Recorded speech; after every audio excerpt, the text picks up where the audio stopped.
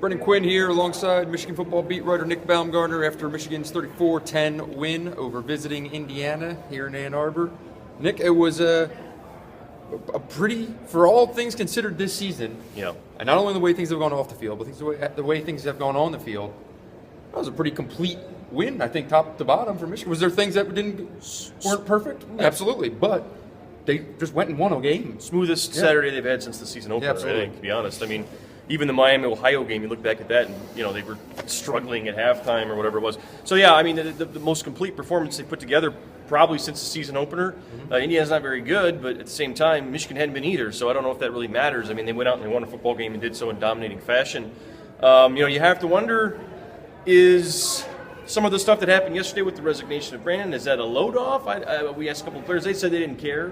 I don't think it necessarily was, but at the end of the day, they just seemed more calm and confident. Right.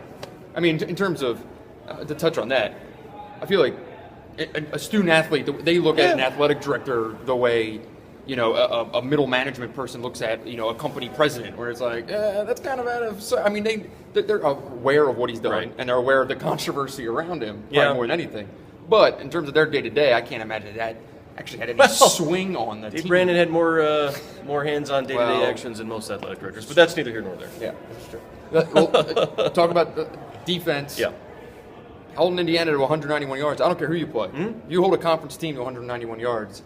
That's a good day. And more than anything, it was the mistakes that had been seen the last few weeks weren't there. Missed tackles, blown assignments, things like that. It was just a very clean performance. And you had to have it today against a guy like Tevin Coleman, who was, I think, 70 yards off his pace, lowest output of the season. He still got 100 yards, but I mean, Tevin Coleman's a fantastic player.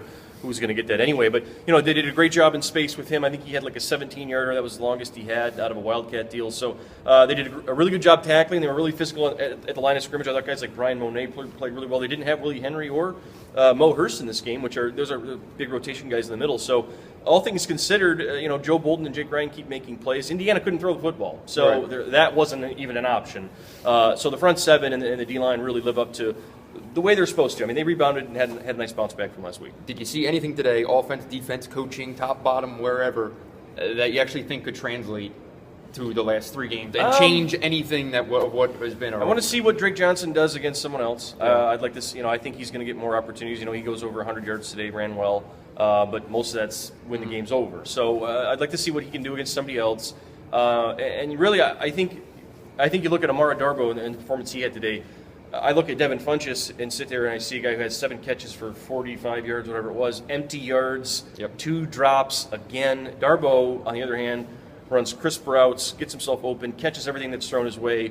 This is their best receiver right now. Funchess is in some sort of clouded funk and just isn't playing up to his ability. Darboh is. So if you're Michigan, you got to wonder, hey, do we start dialing up for this kid? Because at least he's going to catch it, and if it's a tough, difficult throw, he's going to make an effort to get it. And I don't know if we're seeing a lot of that from Devin Funchess at this point. But flip side, Amar Darboh seems to be trending upward. And I think he's a little bit more willing to take some contact. Yes, I think so too. Which makes a difference when a team has a lot of trouble on third down. Yes, and they do. So, that's it for today. A win for Michigan. Maybe a breath of fresh air here for you guys in Ann Arbor and all over. So that's it for Nick. I'm Brendan. Thanks for watching.